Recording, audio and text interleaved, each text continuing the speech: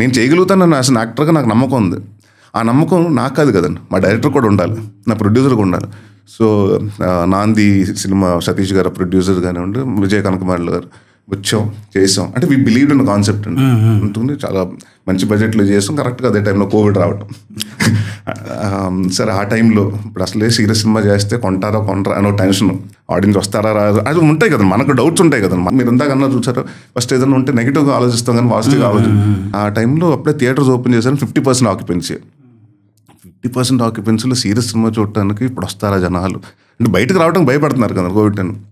But in spite of that ఆ film did well అండి. అంటే 50% ఓపెనింగ్స్ వస్తుంది, నాకు షాక్. నేను మంచి హిట్ అయింది. దాని తర్వాత తమిళ్లో, తెలుగులో, వేరే వేరే భాషలో రైట్స్ కొంటుంటే అసలు ఓకే అప్పుడు అనిపించిందండి, okay now audience are willing to watch, the content is good, be it a comedy, be it a serious.